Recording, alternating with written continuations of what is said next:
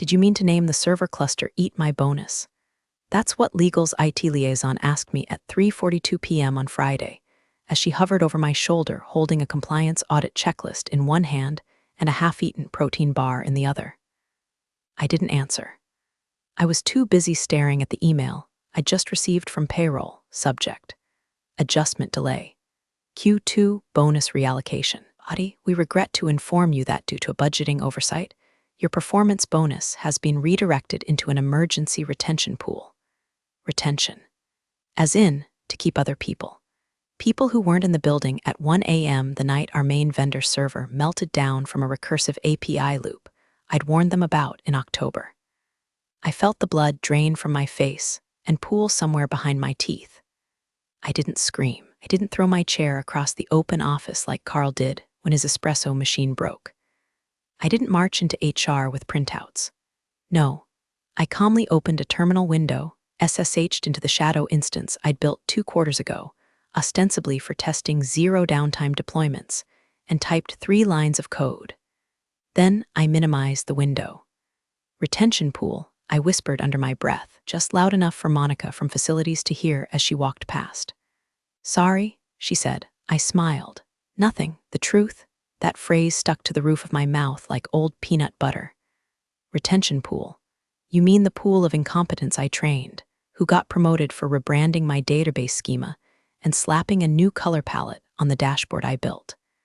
The same ones who think Git is just short for Get It Approved by Greg. I walked out at 5:07 p.m. exactly, past the exec wing where Greg and Marcus were already drinking scotch behind frosted glass and talking about reducing headcount velocity. I paused outside the server room on my way out. No cameras. I swiped in with my badge, opened the maintenance locker, and retrieved a black Pelican case labeled Asset Recovery, Do Not Remove. Inside was my drive. They thought the root cert auto-renewed through the central CA. Thought I had documented the override passphrase in our internal wiki. They thought I didn't encrypt the wiki entry with a custom cipher that can only be cracked by feeding my dog's vet records into a Python script. They were wrong. Monday, I thought, you'll understand retention then. And as I drove away with the case buckled in like a child's seat, my phone lit up with a calendar notification. All hands kickoff Q3 strategy. Speaker, Marcus. Topic, resilience through redundancy. I nearly swerved laughing. Monday morning smelled like blood in the water. Not actual blood, though by 9:15 a.m., Marcus looked pale enough to donate a quart without blinking. No, the scent was digital. Stale panic in Slack threads, the cloying rot of rushed apologies in group emails, the metallic tang of system status pages bleeding red across 4 time zones. Customer logins are failing, Greg whispered, standing stiff in the doorway of my office. Correction, former office. I'd vacated it 3 weeks ago when they restructured titles and demoted me to a glorified open desk pod near the HVAC unit. But Greg still came looking for answers like a man sniffing around a crime scene he helped stage. I blinked at him, feigning confusion. Did someone reboot prod again without authorization? He didn't laugh. Just stared, glassy-eyed, as his smartwatch buzzed nonstop. Looked like he aged 5 fiscal quarters in the last 20 minutes. We've got 6 major clients locked out of their dashboards, he muttered. 2 are threatening breach of SLA.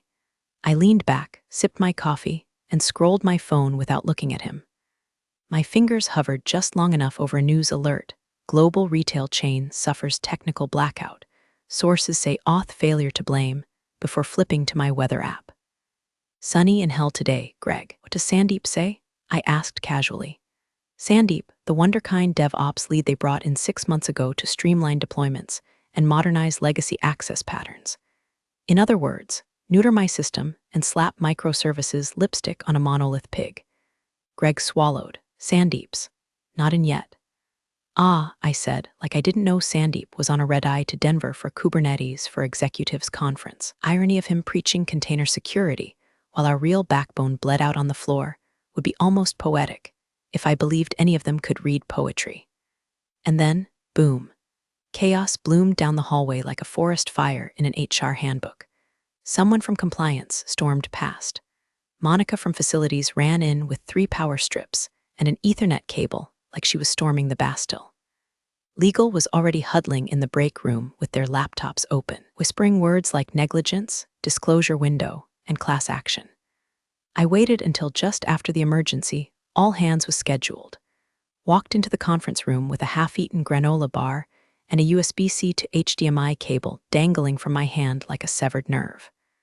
Marcus was red-faced, flipping between windows on his laptop like speed would bring salvation. "I can help," I said softly, loud enough for legal to hear. "But I'd like to speak with HR first, and I want everything recorded." Marcus blinked. "Why?" I smiled. "Because last Friday you told me my bonus had been reallocated for retention, and now, turns out, you really, really need to retain me." The silence that followed was almost religious. That was the moment they realized I wasn't just an engineer. I was infrastructure. They tried to fix it without me. That was the funniest part. I sat quietly in conference room C, strategically chosen because the webcam was dead, and the speakers only worked if you jiggled the cable just right, watching them scramble like wet squirrels on a frozen transformer. Marcus had summoned Sandeep mid-flight.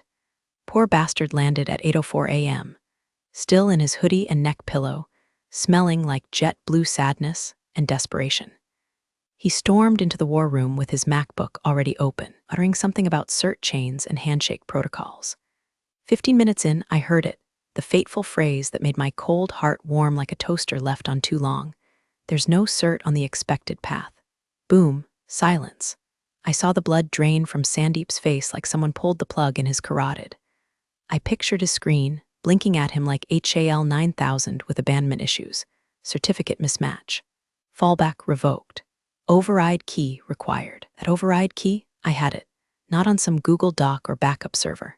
Not even on my Pelican case drive. It was tattooed in muscle memory, split across 3 encrypted strings, stored inside an old note-taking app that only worked on my jailbroken Kindle from 2012.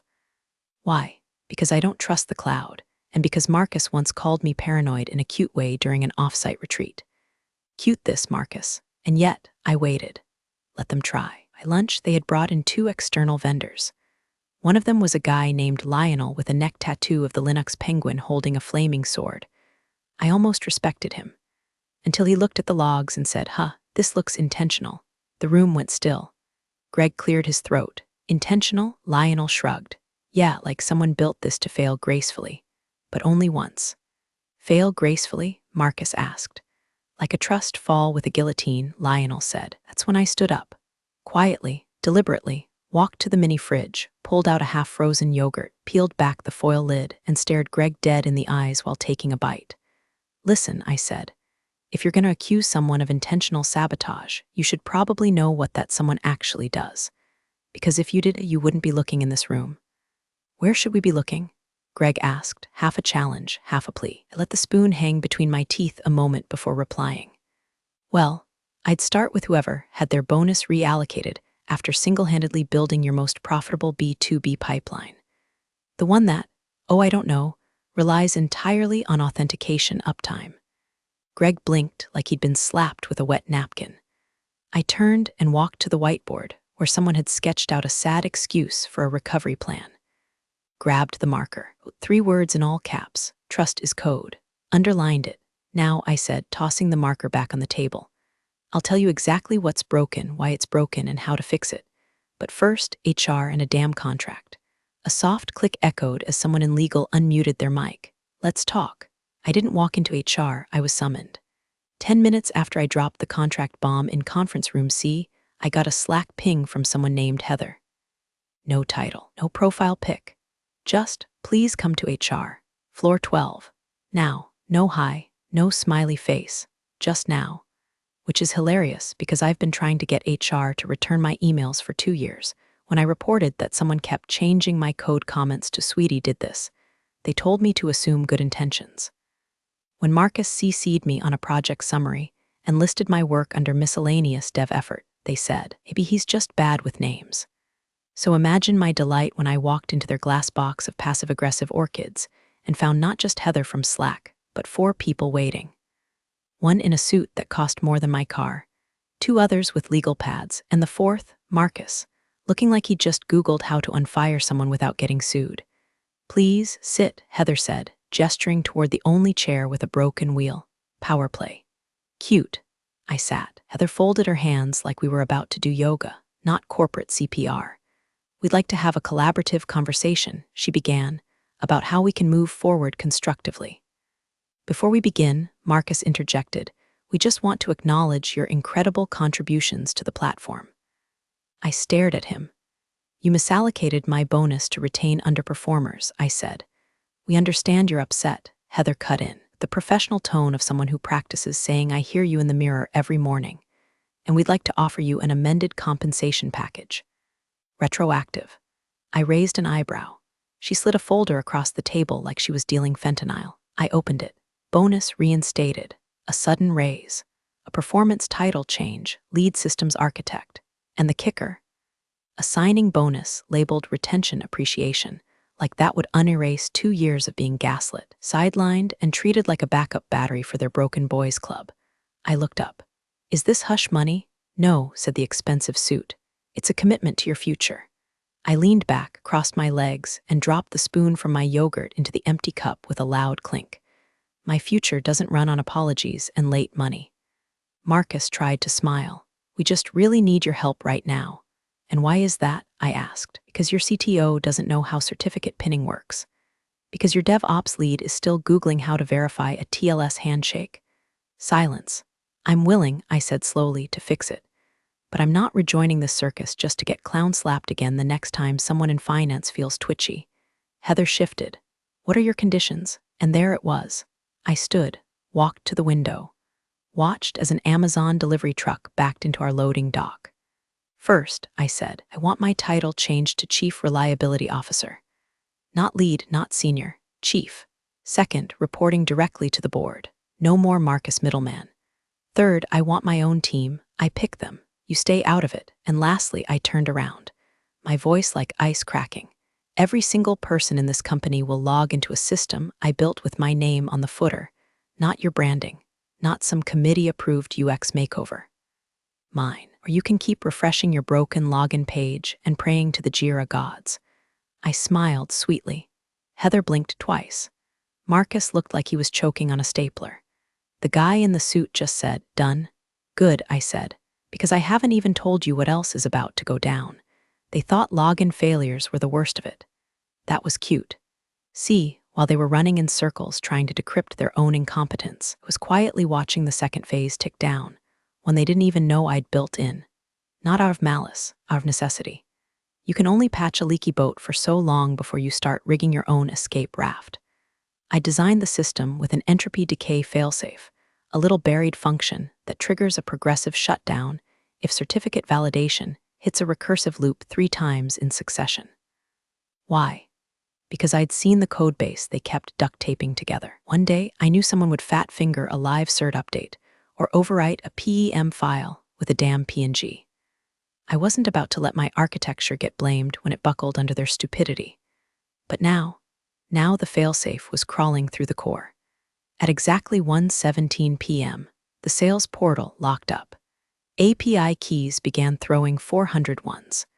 Then came the support ticket floods. One client claimed their entire analytics suite just showed a blank dashboard with the words credential integrity compromised. Please contact root, as in me. I was standing in the elevator when Greg called. I let it ring. By the time I hit the lobby, I had 17 missed calls. 6 emails marked urgent. 1 text from Sandeep, is this you? Please tell me it's not you. I didn't answer. Not yet. Instead, I walked to a quiet bench outside, cracked open my laptop, and connected to the secure tunnel I'd left behind. I watched the logs cascade like a waterfall, error stacks, handshake denials, admin privilege revocations. Nobody could access anything without my approval key. The crown jewel wasn't just broken, it was mine now. 5 minutes later, my phone buzzed again. Not a call, a calendar invite. Emergency board meeting, 30 min, private Zoom link. There it is. I joined 5 minutes late, on purpose, just to let them sweat. They were already mid-spiral. Legal counsel, 3 board members, Greg, Heather, and surprise, Marcus, all in little Brady Bunch squares, staring at me like I was holding a detonator strapped to the company's spine. We need to talk about the scope of what's happening, one of the board members said. pinching his brow like his stock options were personally weeping. I nodded, sure. But first, let's be very clear, this isn't a cyber attack. This isn't sabotage. This is what happens when you trust a system, but not the person who built it. You're holding us hostage, Marcus snapped. I shrugged. No, I'm just showing you who was steering the ship while you were rearranging deck chairs and sipping bonus scotch. Can you stop it? Another board member asked, voice tight. Of course. Silence. But I won't, I added, till every agreement from our earlier HR meeting is signed, notarized, and emailed to me as a PDF. And while we're at it, add a clause, non-interference. I don't want Marcus breathing near anything with a command line, ever again. Marcus started yelling. I muted him. I'm not the villain, I told them. I'm the backup generator you forgot to feed. And now you're in the dark, I smiled. Better hurry, because if we hit phase 3, the vendor side token rot kicks in. Greg paled. What's that? Ask your DevOps team, I said. Oh wait, never mind. They just lost access too. Then I ended the call. And for the first time in 3 years, I felt alive. The documents came through 6 minutes later. PDFs, clean, initialed, time-stamped. I skimmed the file on my cracked Kindle Fire just to savor the irony. Same company that once told me we couldn't justify a new monitor had now just greenlit a compensation package the size of a mid-tier yacht. And still, I wasn't done. See, what they didn't understand, what they never understood, is that when you treat someone like a tool, don't be surprised when they start acting like automation. I walked into the server room alone. No security escort, no Sandeep in the background trying to peek over my shoulder. Just me, keycard they never deactivated, and the quiet hum of a network praying for forgiveness. I sat at the console, plugged in my drive, and waited. My screen lit up with what I called the glass room, an interface only I had seen, built in my spare time, not documented, not backed up. A one-way kill switch or salvation protocol, depending on how you treated me. I hovered my finger over the button labeled Restore, paused, then clicked Show Them. Tab opened automatically. The company's internal dashboard flickered, then loaded something new, a page labeled Truth.txt. It went live across every executive display, every manager's tablet, every boardroom wall-mounted TV. Inside, a timeline, names, timestamps, chat excerpts, screenshots, the real audit trail, Marcus approving a budget reallocation labeled Diversion, Q2 bonus pool, Greg's Slack messages, she'll stay. She always does. Memo draft where someone suggested pushing me out post-migration, once my code was documented enough for interns. And at the end, a line of Python code. If loyalty to system and betrayal by people raise exception, they forgot who built the house. Below it, one final note from me. This isn't revenge. This is documentation with consequences. Then I restored the system. Logins blinked back online like Lazarus with a password manager. API keys revalidated. Clients exhaled. But inside the company, an inferno. Marcus resigned by 4 p.m. Greg stepped down into a consulting role with no direct reports. Sandeep vanished into Slack silence. And legal, they sent a separate message to the board. She did nothing illegal, just surgical. That night, I sat on my couch with a whiskey in one hand and a VPN trace in the other, watching the company recover. They were alive, because I let them be. 3 days later, I got a handwritten note in my mailbox. No stamp, no return address. Just slanted handwriting on company letterhead, shoved between a coupon flyer and a pizza menu. You made your point. But was burning it all down really necessary? I laughed so hard I nearly choked on my coffee. Burning it down? Honey, I left the walls intact. I just made sure everyone inside knew which doors not to touch again. Still, the nerve. That night the board sent a request, an invitation technically. They wanted me to present at their next quarterly. Security Strategy Evolution. That's what they called it, which is code for, please explain how you played us like a Stradivarius while we were whistling through kazoo holes. I agreed, but only under one condition. I picked the meeting title. They didn't respond for 6 hours. Then finally, approved. So that's how, 2 weeks later, I found myself in a glass conference room 25 floors above a city that once chewed me up and tried to digest my career. Wearing boots I'd bought with my own bonus, the real one, wired post-crisis with an apology so long I almost framed it. Behind me, a massive projector screen displayed my chosen title. Trust should never be a 404. I opened with silence, the kind that makes people squirm. Then I dropped 3 slides, one of their login failures, one of my original warning email they ignored, and the last, Sandeep's panicked Slack message, "Is this you? Please tell me it's not you." I let the silence sit again. "It was me," I said finally. "And the real question is, why did it have to be?" They didn't answer, so I did. "You had a culture problem, not a tech problem. Your systems ran because I built them to withstand your negligence. You called it loyalty, I called it survival. When that failed, I pulled the cert. Because if I didn't own my work, someone else was going to bury it under theirs and call it legacy." A few people nodded. One took notes furiously.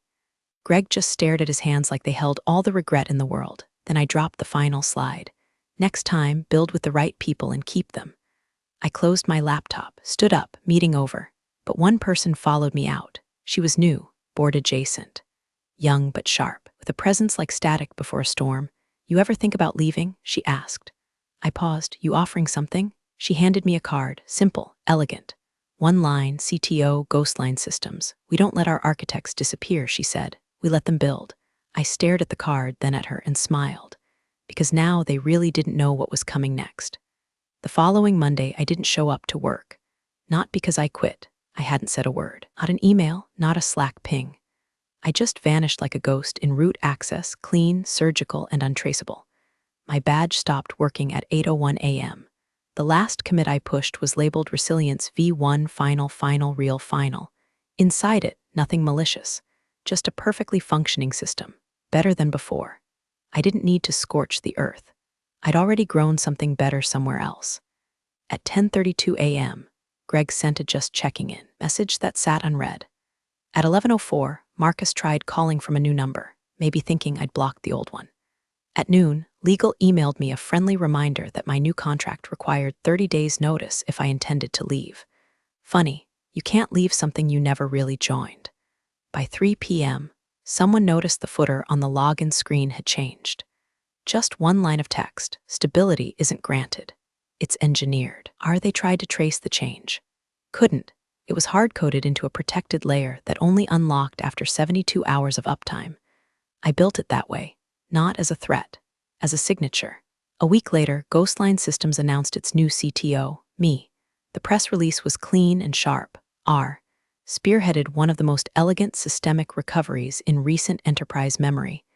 We don't poach. We elevate. My old company scrambled to find a replacement. Rumor was they offered a $200K signing bonus and flexible leadership autonomy to some poor sucker from a SAW startup. The guy lasted 4 days. He left citing unrealistic expectations and an eerie feeling. As for me, I walked into Ghostline's glass tower with no fanfare, no politics, just architecture, just trust, and I built, on my terms. No Marcus, no Greg. No miscellaneous dev effort footnotes, just a team that respected what I made because they watched what happened when someone didn't. Sometimes revenge isn't loud. Sometimes it's a login page that never fails again. Sometimes it's a system that runs like prophecy. Signed not with spite, but with control.